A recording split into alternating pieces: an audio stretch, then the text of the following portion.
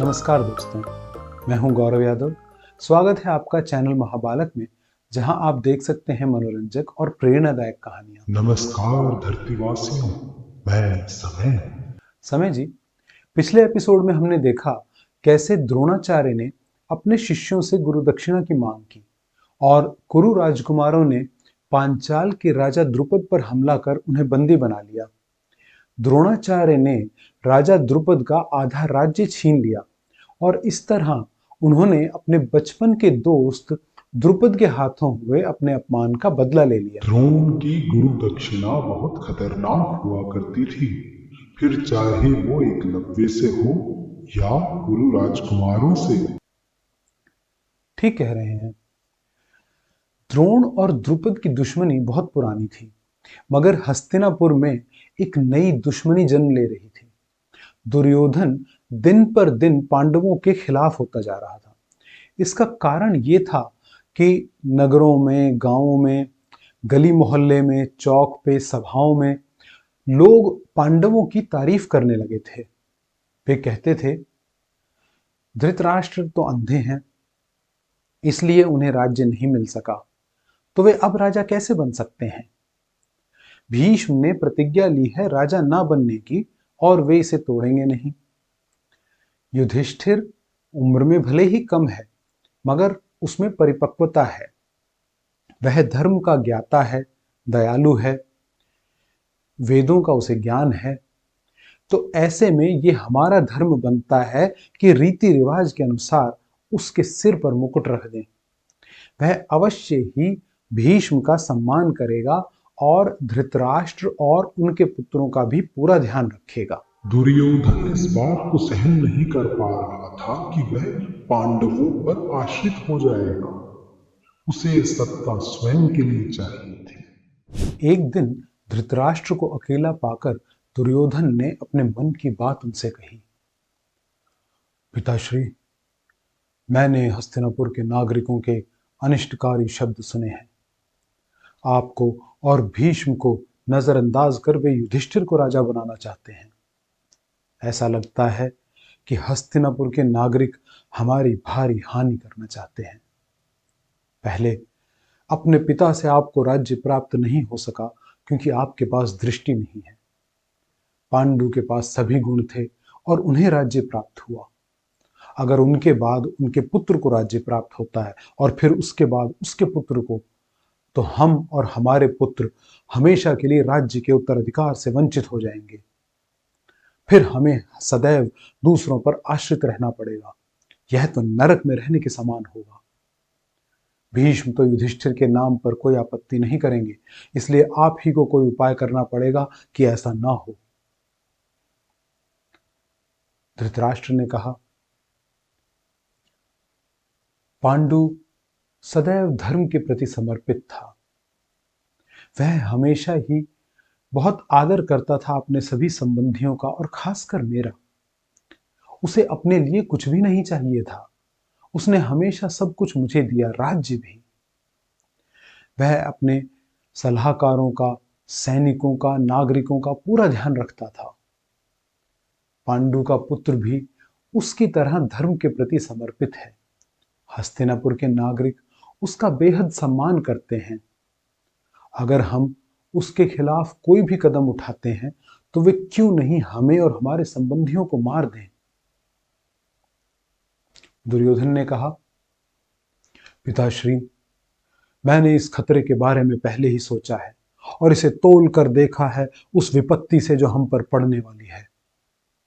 हमें लोगों को शांत करना होगा, उन्हें धन, संपत्ति और सम्मान देकर। आज खजाना और सलाहकार हमारे अधिकार में है। किसी भी तरह विनम्रता से पांडु के पुत्रों और उनकी माता को वारणावत भेज दीजिए। जब मैं राजा के रूप में हस्तिनापुर में पूरी तरह स्थापित हो जाऊंगा तो वे वापस आ सकते हैं। धृतराष्ट्र ने कहा, यह विचार मेरे मन में भी आया था, मगर मैं किसी से कह ना सका क्योंकि यह विचार बुरा है। भीष्म, द्रोण, विदुर, कृप, ये सब कभी भी पांडवों के खिलाफ कुछ भी करने के लिए कभी आज्ञा नहीं देंगे, क्योंकि इनकी नजरों में हम और पांडव बराबर हैं। तो अगर हम पांडवों के खिलाफ कुछ भी करते हैं तो क्यों नहीं ये लोग हमें मार देंगे? दुर्योधन ने कहा, भीष्म तो सदैव तटस्थ रहेंगे, अश्वत्थामा मेरे साथ है, और इसमें कोई शक नहीं कि द्रोण उस तरफ रहेंगे जिस तरफ उनका पुत्र है, कृप वहां रहेंगे जहां ये तीनों हैं। विदुर हो सकता है कि मन ही मन पांडवों के साथ हों, लेकिन उनकी जीविका हमसे चलती है और वे चाह कर भी हमारा नुकसान नहीं कर सकते।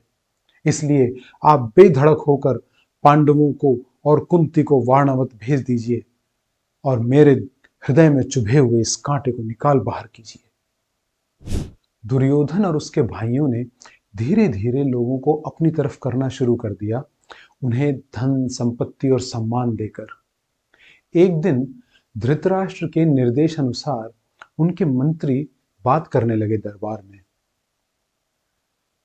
वारणावत शहर में बहुत सुंदर पशुपति त्योहार होने वाला है। वारणावत को बड़े सुंदर तरीके से सजाया गया है और बहुत भारी संख्या में लोग वहां इकट्ठे हुए हैं इस त्योहार के लिए। जब पांडवों ने वारणावत की इतनी तारीफें सुनी तो उनका मन करने लगा वहां जाने का। और ये स्वाभाविक ही है, समझिए, आपको नहीं लगता कि जब हम किसी जगह की सुंदरता का वर्णन सुनते हैं तो हमारा मन करता है कि हम भी वहां जाएं। मेरे मन में भी ऐसी एक इच्छा है, कहें तो बताऊं? बताओ। मुझे लगता है कि भारत में इतनी प्राकृतिक सुंदरता है कि मेरी इच्छा है कि भारत के हर राज्य में मैं कम से कम एक बार घूमने के लिए जाऊं। बैग में सामान रखो और चल दो। सपने देखना तो आसान है, लेकिन उन्हें पूरा करना मुश्किल। बहुत सी चीजें देखनी पड़ती हैं, जैसे काम, जिम्मेदारियां। लेकिन एक दिन जब मेरे पास ज्यादा फ्री टाइम होगा तो मैं हर राज्य का कम से कम एक स्थान जरूर देख कर आऊंगा। खैर, ये तो है भविष्य की बातें। अब वर्तमान में वापस आते हैं और अपनी कहानी पर लौटते हैं। जब धृतराष्ट्र ने देखा कि पांडव वारणावत के बारे में उत्सुक हैं तो उन्होंने कहा, मेरे सेवक हमेशा बताते हैं कि वारणावत इस दुनिया का सबसे सुंदर शहर है। हे पुत्रों, अगर तुम वारणावत जाकर पशुपति त्योहार में शामिल होना चाहते हो तो अपने सलाहकारों और सैनिकों के साथ वहां चले जाओ। जब तक तुम्हारा मन करे वारणावत शहर में आनंद से रहो, और जब तुम्हारा मन भर जाए तो हस्तिनापुर वापस आ जाना। युधिष्ठिर ने समझ लिया कि ये धृतराष्ट्र की इच्छा है और कोई इसका विरोध भी नहीं कर रहा था, तो उन्होंने जाना स्वीकार कर लिया। दुर्योधन ने अपने विश्वस्त सलाहकार पुरोचन को बुलाया और कहा, हे पुरोचन, मैं सबसे ज्यादा भरोसा करता हूं तुम पर। ये दुनिया और इसकी सारी धन संपत्ति मेरी है, मगर मेरे साथ ये तुम्हारी भी है। तुम्हें इसकी रक्षा करनी चाहिए। हमारी इस बातचीत को गुप्त रखना और चतुराई से मेरे दुश्मनों का खात्मा कर देना। ऐसी दुष्ट योजनाएं बनाते समय दुर्योधन धृतराष्ट्र को भी अंधेरे में रखता था। दुर्योधन ने कहा, पांडव मान गए हैं वारणावत जाकर पशुपति त्योहार में हिस्सा लेने के लिए। तुम इसी वक्त वारणावत के लिए चल पड़ो, तेज घोड़ों से सुसज्जित रथ में बैठकर। जब तुम वहां पहुंच जाओ तो शहर से बाहर एक भव्य भवन का निर्माण करो। भवन बहुत सुंदर होना चाहिए और उसमें 4 बड़े बड़े कमरे हों। मगर एक बात का ध्यान रहे कि भवन का निर्माण सिर्फ ऐसी चीजों से करना जो आसानी से जल सकती हो। मिट्टी में घी, तेल और लाख मिलाकर उसे दीवारों पर पोत देना। भवन के अंदर बेंत, बांस, लकड़ी और लकड़ी से बनी हुई चीजें इस तरह से रखना कि पांडवों को जरा भी शक ना हो कि ये भवन जलने वाली चीजों से बनाया गया है। वारणावत में किसी को भी कानो कान इस बात की खबर नहीं होनी चाहिए। जब तुम इस भवन का निर्माण इस तरह से कर लो तो तुम पांडवों को मनाना कि वो इस भवन में कुंती के साथ रहने के लिए तैयार हो जाए। भवन में सुंदर सुंदर बैठने के स्थान, सोने के स्थान बनाना, ताकि पिताश्री भी संतुष्ट हो जाए। जब पांडव अपने बिस्तर में चैन की नींद सो रहे हों, तो इस भवन में आग लगा देना दरवाजे की तरफ से। पूरा भवन आसानी से जल जाएगा और उसी के साथ जल जाएंगे ये 5 पांडव।